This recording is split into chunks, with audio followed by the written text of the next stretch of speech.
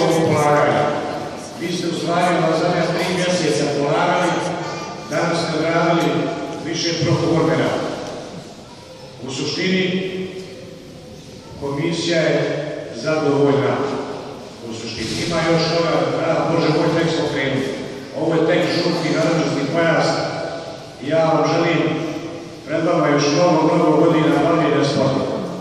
Ne mora to biti karate, ali sport svakako. Ja ću sad prozivati ko je položio. Koga? Ne znam. Ima i puno, ne znam, vidjet ću. Koga budem prozvao? Dođe ovdje, uručimo diplomu i pojas, čestitam i vrati se u vrstu. Može?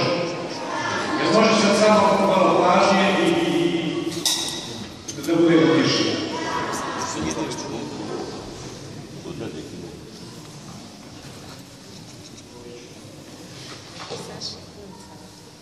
Lukić Mihajlo. Ti se već pripremio. Čestitam Mihajlo, položio.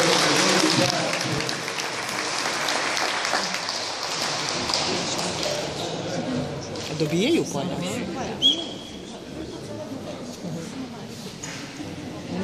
Može aplauz jedan za biti.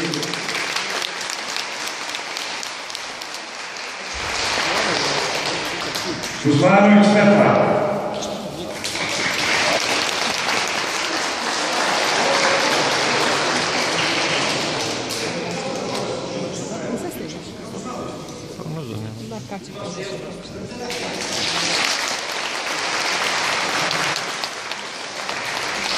Balava Nikola. Mati spao pojas.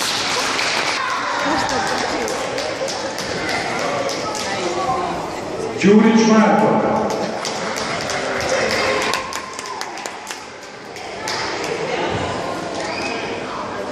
Goronja Nikola.